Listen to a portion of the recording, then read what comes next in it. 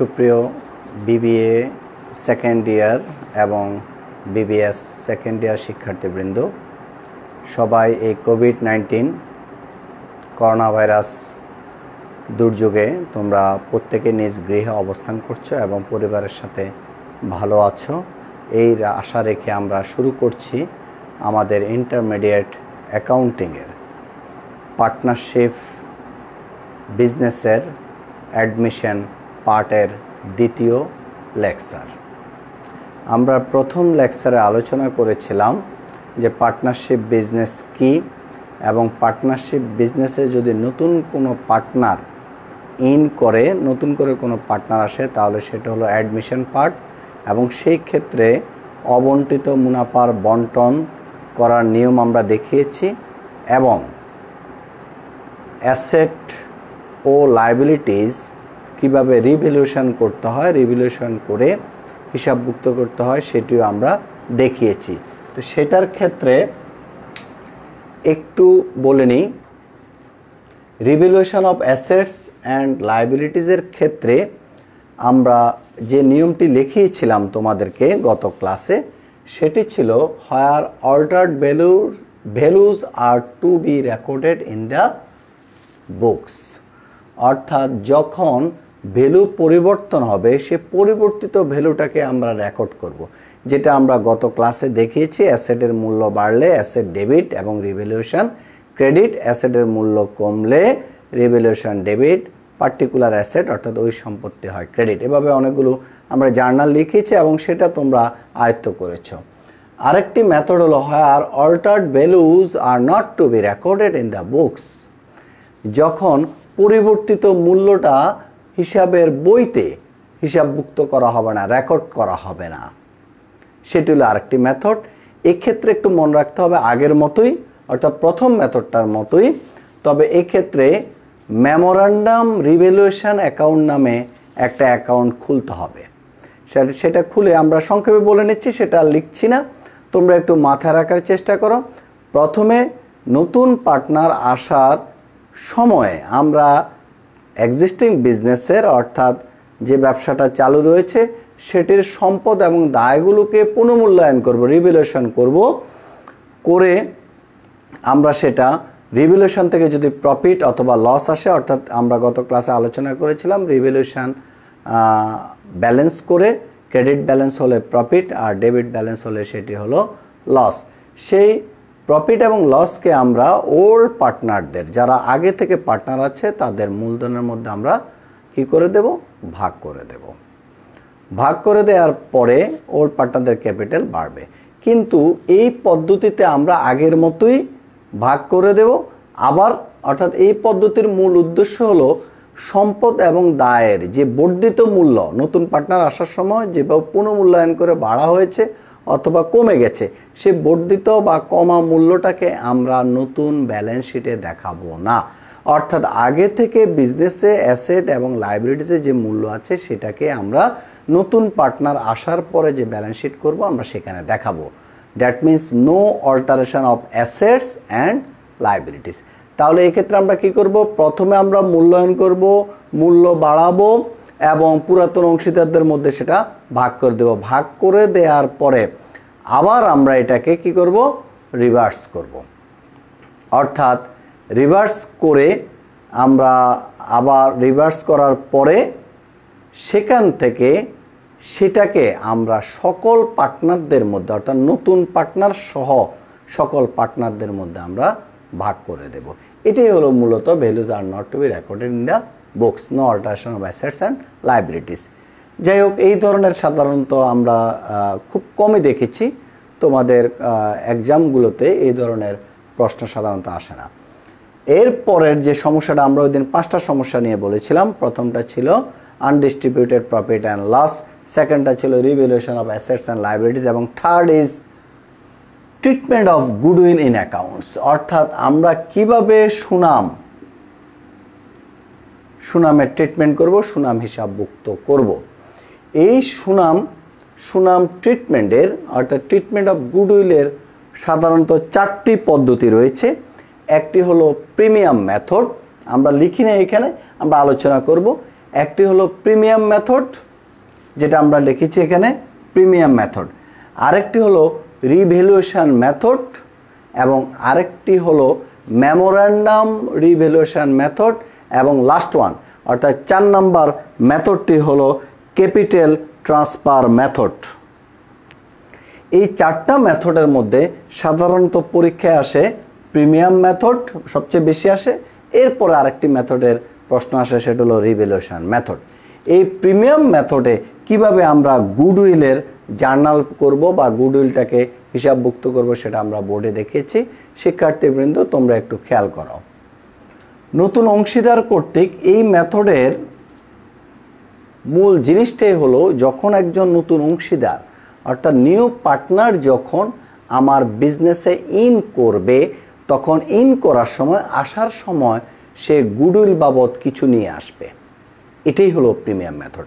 অর্থাৎ একজন নতুন পার্টনার আসার সময় যদি গুডউইল প্রতিষ্ঠানের এক্সিস্টিং বিজনেসের গুডউইল বাবদ যদি সে কোনো কিছু নিয়ে আসে, তাহলে সেটি হবে গুডউইলের প্রিমিয়াম মেথড। আবারও বলছি, সহজ কথা, নতুন পার্টনার গুডউইল বাবদ যদি কোনো কিছু নিয়ে আসে, সেটা নগদ টাকা হতে পারে, সম্পত্তি নিয়ে আসতে পারে, যদি কোনো কিছু নিয়ে আসে সেটা হলো প্রিমিয়াম মেথড। তাহলে গুডউইলের প্রিমিয়াম মেথড চেনার উপায় হলো, নতুন পার্টনার গুডউইল বাবদ কোনো কিছু প্রতিষ্ঠানে নিয়ে আসবে সে যখন ইন করবে।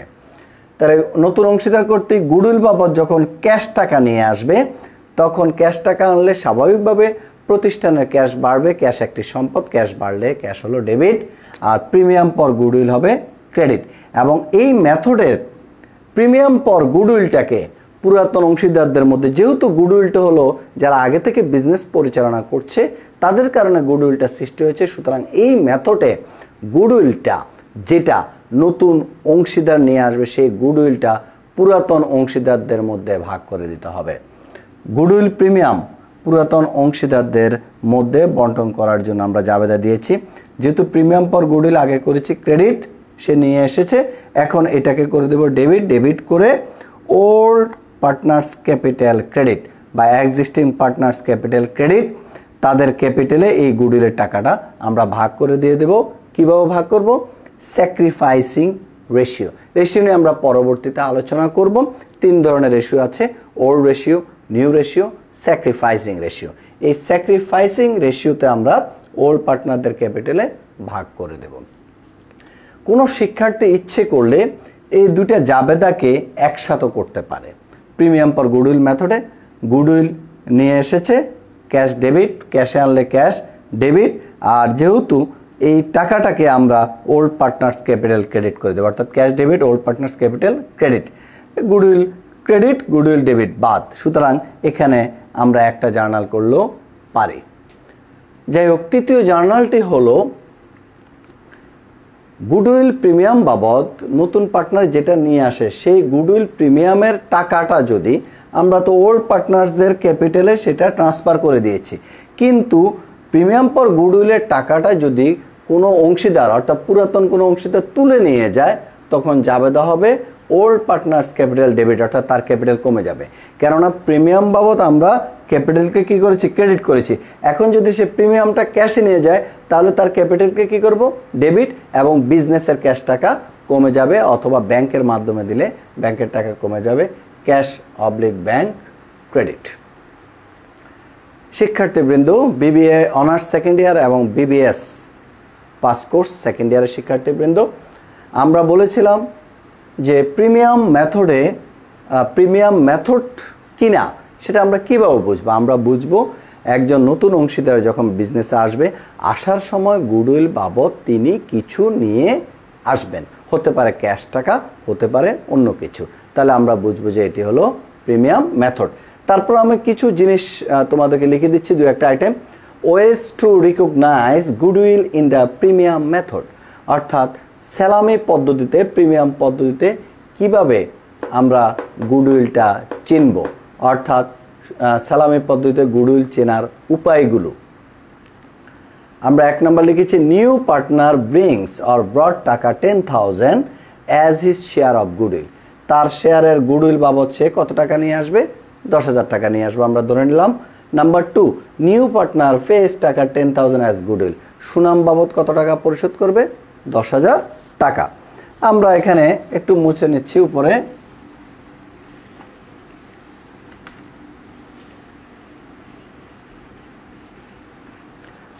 তিন নাম্বার আমরা লিখতে পারি নিউ পার্টনার্স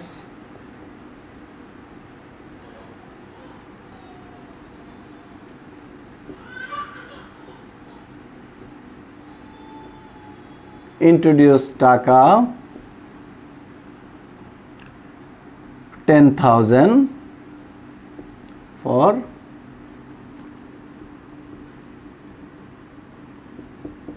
গুডউইল। এবং নাম্বার 4, 3 তে লিখেছি কি নিউ পার্টনার্স ইন্ট্রোডিউস টাকা 10,000 ইন্ট্রোডিউস টাকা 10,000 ফর গুডউইল। গুডউইলের জন্য সে কত টাকা নিয়ে আসবে? 10,000 টাকা। এটিও চেনার একটা উপায়, আমরা এক কথায় বলেছি, তারপরও কিছু আইটেম লিখে দিচ্ছি। তারপর ধরে নিউ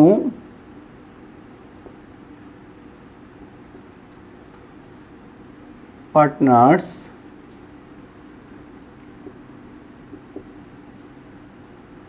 brings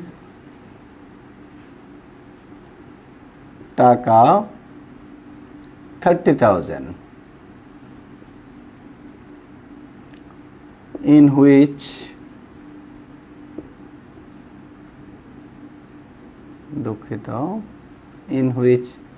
টাকা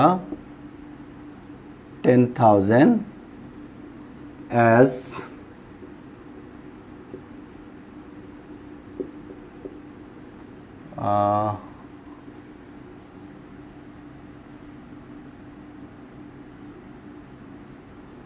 goodwill for his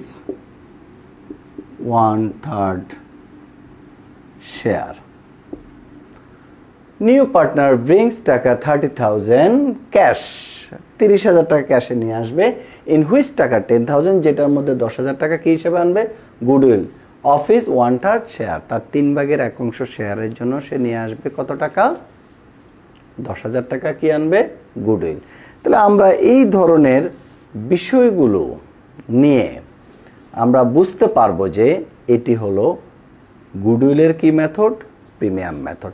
অথবা এক কথায় বলেছি, নতুন পার্টনার ইন করার সময় গুডউইল বাবদ কোনো কিছু নিয়ে আসলেই ধরে নিতে হবে তার সে যতটুকু শেয়ার বিজনেসে পাবে ততটুকু শেয়ারের জন্য সে যখন ইন করবে তখন ততটুকু শেয়ারের জন্য গুডউইল বাবদ কোনো কিছু নিয়ে আসলে সেটা হবে প্রিমিয়াম মেথড।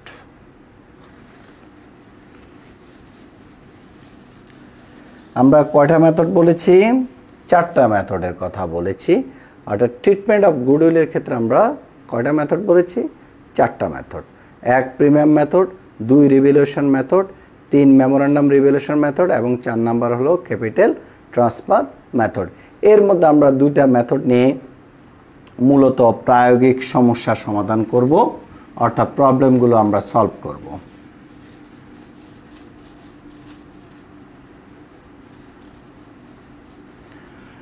আরেকটি কথা, প্রিমিয়াম মেথডে যেহেতু গুডউইলকে আমরা একবার ক্রেডিট করি একবার ডেবিট করি, দ্যাট মিন্স গুডউইলের ব্যালেন্স 0 হয়ে যায়। গুডউইল আমাদের নতুন ব্যালেন্স শিটে আসবে না। আবারও মনে করিয়ে দিচ্ছি, নতুন ব্যালেন্স শিটে গুডউইল আসবে না।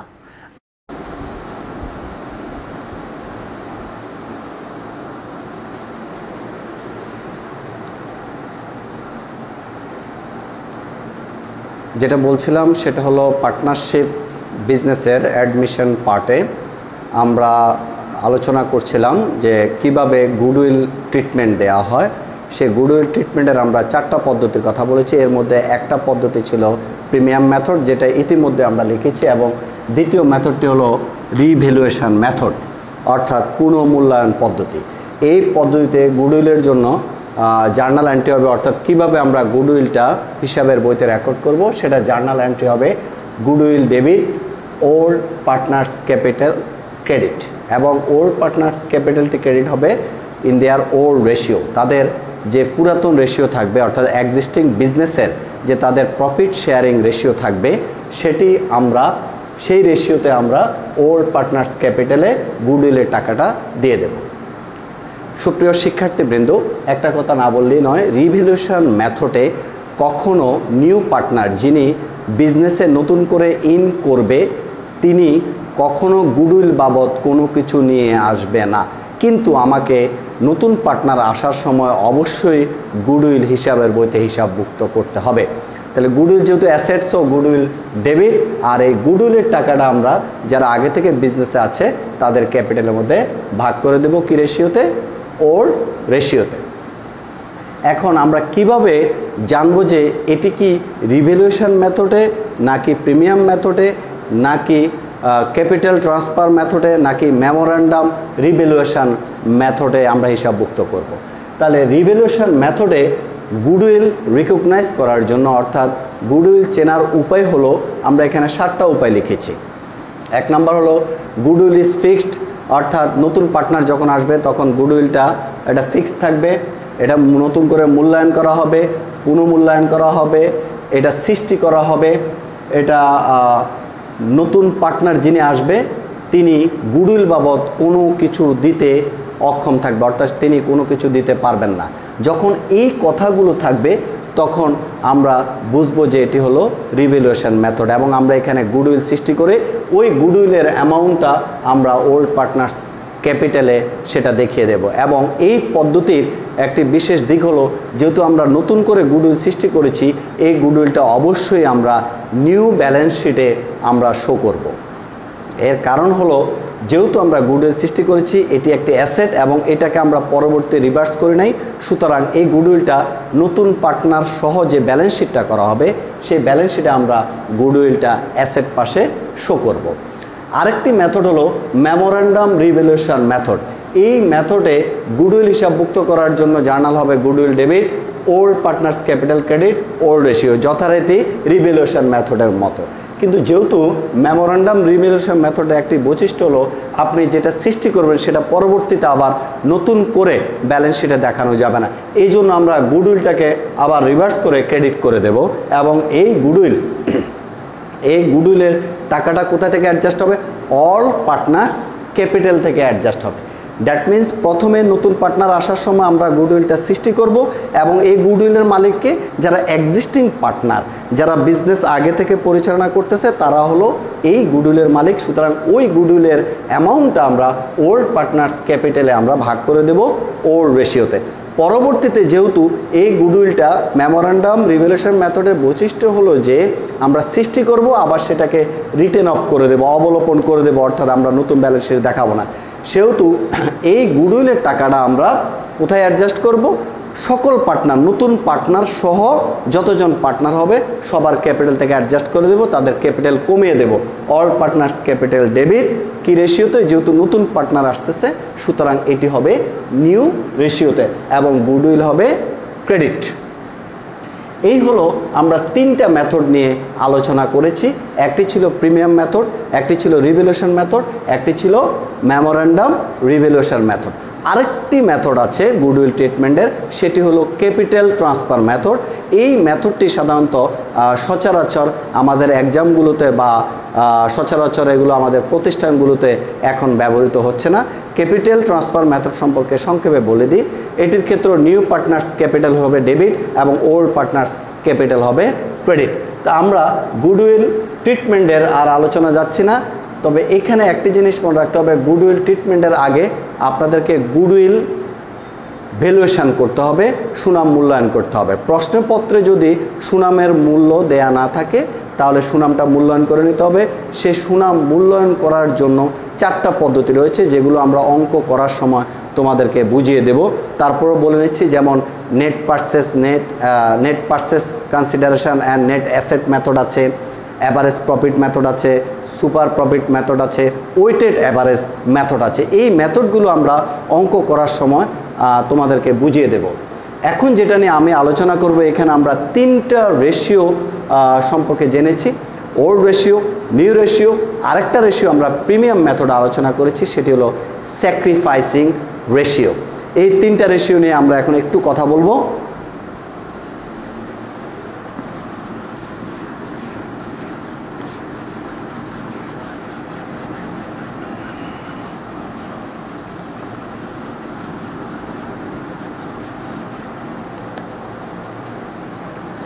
শিক্ষার্থীবৃন্দ, আমরা বলেছিলাম পার্টনারশিপ বিজনেসের অ্যাডমিশন অংশে 5টা প্রবলেম সম্পর্কে যদি সম্যক ধারণা নেওয়া যায় তাহলে এই পার্টের অঙ্কগুলো আমরা অনেকখানি সহজে সলভ করতে পারবো।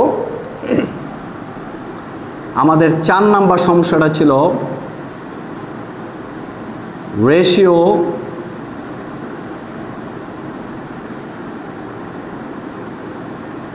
Related problem.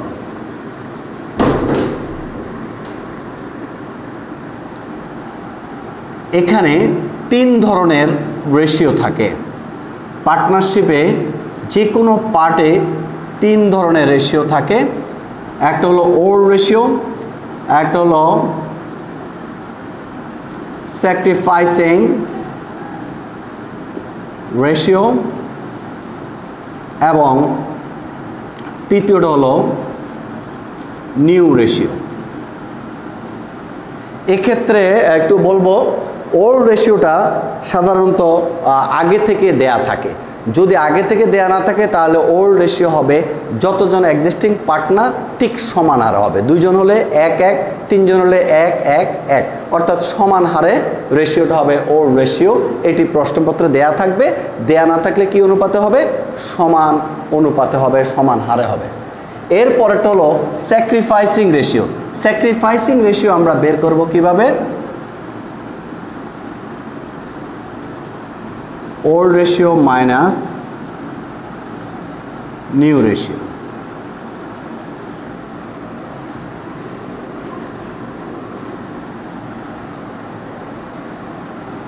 Old ratio minus new ratio, কারণ হলো ওল্ড রেশিওটা একটু বেশি থাকে যেহেতু পার্টনার কম থাকে। নতুন করে যখন পার্টনার আসে, সে পার্টনার আসার পরে নিউ রেশিও নির্ণয় করা হয়। তাহলে নতুন করে রেশিও নির্ণয় করতে গেলে দেখা যায় যে এক্সিস্টিং পার্টনারদের রেশিওর পরিমাণ কমে যায়।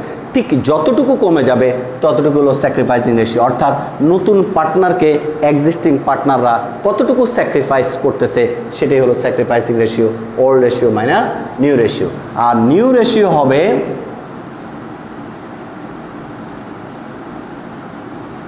old ratio minus sacrificing ratio। New ratio নতুন করে নতুন পার্টনার আসার পরে আমরা যে রেশিওটি করব সেটি হলো নিউ রেশিও। নিউ রেশিও হবে old ratio minus sacrificing ratio. এই 3টা সমস্যা আমরা কিন্তু যখন অঙ্ক করব তখন আমরা তোমাদেরকে বিস্তারিতভাবে আলোচনা করে দেব। তাহলে আরেকটি সমস্যা হলো 5 নাম্বার সমস্যা হলো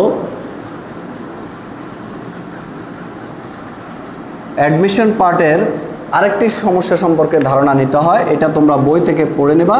সেটি হলো ক্যাপিটাল অ্যাডজাস্টমেন্ট।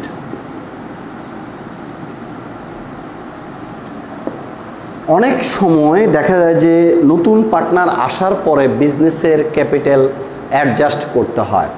তো ক্যাপিটাল অ্যাডজাস্টমেন্টের ক্ষেত্রে 3টা বিষয় আলোচনা করতে হবে। যেমন ধরো ওল্ড পার্টনারদের ক্যাপিটালের উপর ভিত্তি করে নতুন পার্টনারের ক্যাপিটাল নির্ধারণ করা হয়। আবার ব্যবসায়ের মোট ক্যাপিটালের উপর ভিত্তি করে নতুন পার্টনারের ক্যাপিটাল নির্ধারণ করা হয়। আবার দেখা যায় যে নতুন পার্টনারের ক্যাপিটালের উপর ডিপেন্ড করে এক্সিস্টিং পার্টনারদের ক্যাপিটাল নির্ধারণ করা হয় বা বিজনেসের ক্যাপিটাল নির্ধারণ করা হয়। এই বিষয়টা তোমরা ইন্টারমিডিয়েট অ্যাকাউন্টিংয়ের একটা ইন্টারমিডিয়েট অ্যাকাউন্টিংয়ের অ্যাডমিশন পার্টে রয়েছে, তোমরা সেটা দেখে নেবে। আমার মনে হয় তোমরা দেখে নিলে অনেকখানি বুঝবে। আর আমি যখন অনুশীলনী এক্সারসাইজ অর্থাৎ প্রবলেমগুলো যখন আমি সলভ করব তখন এই বিষয়ে আর একটু আলোচনা করে দেব। তাহলে এই নিয়ে তোমাদের সাথে আমি দ্বিতীয় ক্লাস শেষ করছি। আমরা দ্বিতীয় ক্লাসে আলোচনা করেছি কিভাবে গুডউইল ট্রিটমেন্ট দেব, গুডউইল হিসাবভুক্ত করব এবং রেশিও সম্পর্কে আলোচনা করলাম, ক্যাপিটাল অ্যাডজাস্টমেন্ট সম্পর্কে একটু কথা বললাম। আমরা আগামী ক্লাসে ইনশাআল্লাহ তোমাদের এক্সারসাইজের, তোমাদের যে ইন্টারমিডিয়েট অ্যাকাউন্টিং বই আছে কমার্স পাবলিকেশন, সেটার এক্সারসাইজের 9 এবং 13, 13 এবং 9 নাম্বার আমরা এক্সারসাইজটি, অনুশীলনীটি সমাধান করব। তোমরা একটু দুটি প্রশ্ন দেখে রাখবে। আমার মনে হয় ওই দুটি অঙ্ক সলভ করলে আমরা অ্যাডমিশন চ্যাপ্টারে অনেকখানি এগিয়ে যাব। পরবর্তীতে আমরা বেশ কিছু এক্সারসাইজ আলোচনা করে দেব, যেখানে যেখানে প্রবলেম সেগুলো আমরা আলোচনা করে দেব। সুপ্রিয় শিক্ষার্থীবৃন্দ, যদি তোমরা কোনো কিছু, আমরা যে লেকচার প্রদান করছি সেই লেকচারে যদি কোনো কিছু তোমরা না বুঝে থাকো, যদি কোথাও কোনো সমস্যা থাকে বা বোঝার প্রয়োজন হয়, তাহলে তোমরা আমাদের চৌমুহনী সরকারি এসএ কলেজ যে ফেসবুক পেজ রয়েছে সে পেজের ইনবক্সে অথবা আমার পার্সোনাল ইনবক্সে তোমরা নক করতে পারো। তোমাদের প্রবলেমগুলো আমরা সলভ করার চেষ্টা করব। সবাই ভালো থাকবা, সুস্থ থাকবা এবং আগামী দিন নিয়ে আসছি তোমাদের জন্য আমার এই চ্যাপ্টারের 3য় ক্লাস। ধন্যবাদ সবাইকে।